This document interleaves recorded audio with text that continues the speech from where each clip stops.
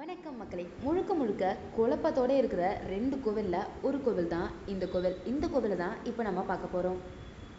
ஏன் குழப்பமான கோவில் அப்படின்னு சொல்கிறேன்னு பார்த்தீங்கன்னா, இந்த கோவில் வடாரணேஸ்வரர் கோவில் திருவாலங்காடு. இதே மாதிரியே இன்னொரு திருவாலங்காடு இருக்குது சென்னைக்கு பக்கத்தில். அதனால இந்த 2 கோவிலும் குழப்பத்திலே இருக்குது இப்போ வரைக்கும்.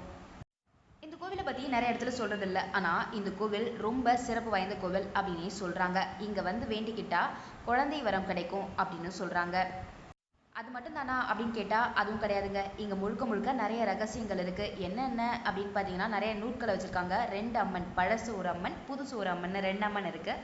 அது கூடவே இங்கே உள்ள ஈசன் அற்புதமான காட்சியில் நமக்கு காட்சிப்படுத்தப்பட்டிருக்காரு. 3ஆம் குலோத்துங்க சோழருக்கு இங்கே சிற்பம் இருக்குங்க. இது ரொம்பவுமே விசேஷமான விஷயம். குலோத்துங்க சோழரை இதுக்கு முன்னாடி எந்த கோவிலையும் நான் பார்த்தது கிடையாது. ஆனால் இந்த கோவிலில் குலோத்துங்க சோழருக்கு ஒரு சிற்பம் வச்சுருக்காங்க. அது மட்டும் தானா அப்படின்னு கேட்டால் அதுவும் இல்லை. மாதிரி தோஷத்தை இங்கே வந்து நிவர்த்தி பண்ணிக்கலாம் அப்படின்னு சொல்லியிருக்காங்க. வாங்க இந்த கோவிலை பற்றி முழுசாக பார்க்கலாம். இந்த திருவாலங்காடு எங்கே இருக்குது அப்படின்னு பார்த்தீங்கன்னா, கும்பகோணத்துலேருந்து ஆடுதுறைக்கு அப்புறம் உள்ள குத்தாலத்துக்கு முன்னாடி தான் இந்த திருவாலங்காடு இருக்குது. கரெக்டாக சொல்லணும்னா கும்பகோணத்துலேருந்து ஒரு 15 கிலோமீட்டர் 16 கிலோமீட்டரில் தான் இந்த திருவாலங்காடு இருக்குது. மயிலாடுதுறையிலேருந்து பார்த்தா 20 கிலோமீட்டர் தொலைவில் தான் இந்த திருவாலங்காடு இருக்குது. இந்த கோவிலை பொறுத்த வரைக்கும் சிற்பக்கலைக்கு இங்கே பஞ்சமே இல்லை அப்படின்னே சொல்லலாம். எங்கே பார்த்தாலும் சிற்பங்கள் அதிகமாக இருக்கும் இந்த கோவிலில். எல்லாருக்கும் திருவாலங்காடு அப்படின்னாலே சென்னைக்கு பக்கத்தில் உள்ள காரைக்கால் அம்மையாரை பற்றின அந்த திருவாலங்காடு தான் நினைப்புக்கு வரும். ஆனால் இந்த திருவாலங்காடு நிறைய பொக்கிஷங்களை உள்ளார வச்சிருக்கு அப்படின்னே சொல்லலாம். பழமையான நூல்கள்லேருந்து எல்லாத்தையுமே இங்கே பாதுகாத்துட்டு இருக்காங்க. இவர் தான் இங்குள்ள ஈசர் வடாரணேஸ்வரர். வாங்க இப்போ அந்த நூல்கள், இந்த கோவில், இது எல்லாமே எப்படி இருக்குது அப்படின்றத பார்க்கலாம். கோவில் முழுக்க முழுக்க சோழர்களோட கட்டடமைப்பு அப்படின்றது நமக்கு நல்லாவே தெரியும். ஏன் அப்படின்னா இங்கே குலோத்துங்க சோழர் இருக்காரு, அவருக்கான சிற்பம் இருக்குது. அதுலேயே நம்ம தெரிஞ்சுக்கலாம் இது சோழர்களோட கோவில். இங்கே மகாலட்சுமி இருக்காங்க. எங்கே பார்த்தாலும் மகாலட்சுமி பின்னாடி இருப்பாங்க. இங்கே இந்த சைடில் இருக்காங்க. இவர் நடராஜர், பக்கத்துலேயே சிவகாமி அம்மையாரும் இருக்காங்க. இங்கே இந்த புத்தகங்களை தான் நான் சொன்னேன். இந்த புத்தகங்கள்லாம் பூட்டி வச்சுருக்காங்க. இதுக்குள்ளார பெரிய புராணம், தேவாரம், திருவாசகம் இது எல்லாமே இருக்குங்க. சின்ன கோவில் அப்படின்லாம் சொல்லிட முடியாது. இது ரொம்ப பெரிய அளவிலான கோவில் அப்படின்னே சொல்லலாம். இது கூடவே இந்த கோவிலில் நீங்கள் எங்கே திரும்பினாலும் சிவனை பார்க்கலாம். அந்த அளவுக்கு சிவன் அதிகமாக இந்த கோவிலில் இருப்பாங்க. கோவில் எந்த அளவுக்கு பெருசோ அதே அளவுக்கு இங்கே உள்ள சிற்பங்கள்லேயே சிவபெருமான் தான் அதிகமாக இருப்பார். எல்லா சிற்பங்களுமே அந்த காலத்தில் உள்ள சிற்பங்கள். 1000லேருந்து 1500 வருஷம் பழமையானதாக இருக்கலாம் இந்த கோவில் அப்படின்னு சொல்கிறாங்க. பிரம்மாண்ட கருங்கற்களால் இந்த கோவிலை முழுசுமா கட்டியிருக்காங்க. குலோத்துங்க சோழருக்கு சன்னதி இருக்குது அப்படின்னா ஒன்று அவர் பண்ணியிருக்கணும், இல்லை அவருக்கு அடுத்தது வந்து சன்னதி பண்ணியிருக்கணும். அதைப்படி பார்த்தா இந்த கோவில் ஒரு 900 வருஷம் பழமையான கோவிலாக இருந்திருக்கலாம். அப்படியும் இல்லைன்னா இந்த கோவில் 2000 வருஷம் பழமையான கோவிலாகவே இருந்திருக்கலாம். அதுக்கப்புறம் குலோத்துங்க சோழனுக்காக இந்த ஊரில் உள்ள மக்கள் யாராச்சுமே அவரோட சன்னதியை இங்கே அமைச்சிருக்கலாம். இந்த கோவில் ரொம்ப பழமையான கோவில். பின்னாடி உள்ள இடங்கள்லாம் இப்போ செதஞ்சிக்கிட்டு இருக்கு அப்படின்னே சொல்லலாம். பின்னாடி யார் இருப்பா அப்படின்னா எல்லா கோவில்லையுமே பின்னாடி சன்னதியில் முருகர் இருப்பார். ஆனால் இந்த கோவிலை பொறுத்த வரைக்கும் பின்னாடி சன்னதி ரொம்ப சேதம் அடைஞ்சிருக்கு. அதனால் முருகப்பெருமானை தனியாக ஒரு இடத்துல எடுத்துகிட்டு வந்து வச்சுருக்காங்க. அதனால் அந்த முருகப்பெருமானை பார்க்குறதுக்கு ரொம்பவுமே ஆச்சரியமாக இருக்கும். அவ்வளோ அழகாக வள்ளி தேவானை கூட முருகப்பெருமான் இருப்பார். அவர் பக்கத்திலே தான் இந்த குலோத்துங்க சோழர் இருப்பார். வாங்க அவரை பார்க்க போகலாம். எல்லா கோவில் மாதிரியுமே பஞ்சலிங்கம் எல்லாருமே இருப்பாங்க. சனி பகவான் தனியாக இருக்கார் இந்த கோவிலை பொறுத்த வரைக்கும். அங்கங்கே சிற்பங்கள் நிறையவே இருக்குது. அதனால் இது சோழர்கள் கட்டின கோவில் அப்படின்னு ஆணித்தனமாக சொல்லலாம். இந்த கோவில் கரக்கோவில் அமைப்பு கிடையாது. ஆனால் இது ஒரு பாதாள கோவில் அமைப்பில் இந்த கோவில் இருக்கும். ரொம்ப அழகாக இந்த கோவிலை பிளான் பண்ணியிருப்பாங்க. அந்த அளவுக்கு அழகான கோவில். ஆனால் செதஞ்சிருக்கு இப்போ அதிகமான இடங்கள். அது ரொம்பவுமே கஷ்டமாக இருக்கும். எனக்கு கஷ்டமாக இருந்துச்சு அந்த இடத்த பார்க்கும்போது. அந்த இடத்துல அவ்வளோ அழகாக வச்சுருந்தாங்க. ஆனால் பின்னாடி போய் பார்க்கும்போது ரொம்ப செதஞ்சி ரொம்ப கஷ்டமாக இருந்துச்சு அந்த இடத்த பார்க்கும்போது.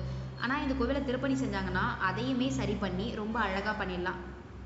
தஞ்சாவூர் பெரிய கோயில் போகும்போது வெளியில் நந்திக்காக ஒரு அழகான சன்னதி இருக்கும். அதை மாதிரியான அமைப்பெல்லாம் இந்த கோவிலில் கையாண்டிருக்காங்க. ரொம்ப அழகான கோவில் அப்படின்னே இந்த கோவிலை நம்ம சொல்லலாம். சண்டிகேஸ்வரருக்கு தனியாக ஒரு இடம், அதுவுமே இந்த பக்கத்தில் சண்டிகேஸ்வரரை நீங்கள் பார்க்க முடியாது. வெளியில் அந்த பக்கத்தில், அதாவது திரும்பி வரும்போது தான் நம்ம சண்டிகேஸ்வரரை பார்க்க முடியும். இந்த கோவிலில் போகும்போதே சண்டிகேஸ்வரரை நம்ம பார்த்துட்டு போகலாம். ஒவ்வொரு இடத்தையும் செதுக்கியிருந்தாங்க ஆர்ட்டால. அவ்வளோ அழகா யாழி, சிற்பங்கள், யானை, போர் எல்லாமே அழகா இருந்துச்சு.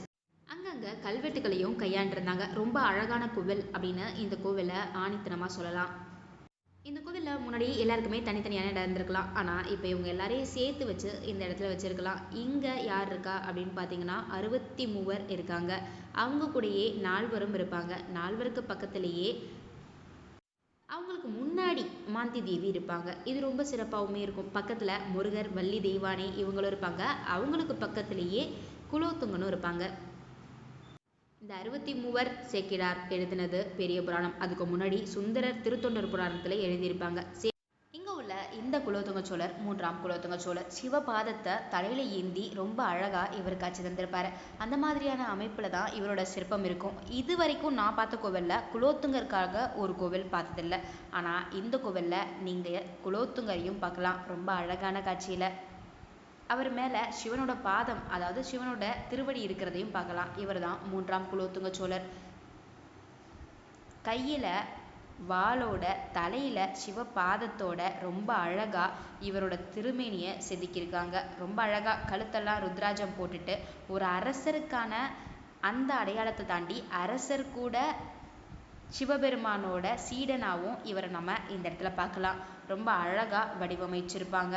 அந்த காலத்தில் இப்படி தான் சோழர்கள்லாம் இருந்திருப்பாங்க அப்படின்றதே நம்ம இவங்கள மாதிரி ஆளுங்களை இந்த மாதிரி சிற்பத்தில் பார்க்கும்போது தான் தெரியும். ஒரு வழியாக 3ஆம் குலோத்துங்க சோழரையும் நாம் பார்த்தாச்சு. ரொம்ப அழகான இந்த காட்சியில் இந்த குலோத்துங்க சோழரை நான் பார்த்ததுல எனக்கு ரொம்ப சந்தோஷம். நீங்கள் பார்க்கணும் அப்படின்னா திருவாலங்காடு அப்படின்ற இந்த ஊருக்கு போய் கண்டிப்பாக பார்த்துட்டு வந்துடுங்க. அவரோட அமைப்பே பாருங்க, அவர் செருப்பெல்லாம் போடல, சிவபாதத்தை தலையில ஏந்திருக்காரு. ரொம்ப அழகான காட்சியில அப்படியே பக்திகரமா நிற்கிறார். ரொம்ப அழகா தெரியுது. எனக்கு ரொம்ப நல்லா இருந்துச்சு இந்த காட்சியை இந்த கோவிலில் பார்க்கும்போது. பக்கத்திலே முருகர், வள்ளி தெய்வானையோட இந்த கோவில் ஒரு தேவார வைப்புத்தலமாக இருந்திருக்கலாம் அப்படின்னும் சொல்கிறாங்க. இந்த கோவிலை பற்றி நிறைய தகவல்களே கிடையாது. ஆனால் இந்த கோவில் சோழர்களால் கட்டமைக்கப்பட்டு இந்த கோவிலில் 3ஆம் குலோத்துங்க சோழரோட சிற்பமும் இருக்குது. அங்கங்கே நிறைய கல்வெட்டுகளும் இருக்குது அப்படின்றதே ஆச்சரியம். இந்த கோவில் ஏன் இப்போ வரைக்கும் எல்லாருக்கும் தெரியறதில்ல அப்படின்றது இன்னொரு ஆச்சரியம். உங்களுக்கு இந்த கோவில் பற்றி ஏதாச்சும் தெரிஞ்சுன்னா கண்டிப்பாக கமெண்ட் பாக்ஸில் கமெண்ட் பண்ணுங்கள், நானும் தெரிஞ்சுக்கிறேன். இது மாதிரி இன்னொரு பழமையான கோவிலில் நான் உங்களை சந்திக்கிறேன். நன்றி, வணக்கம்.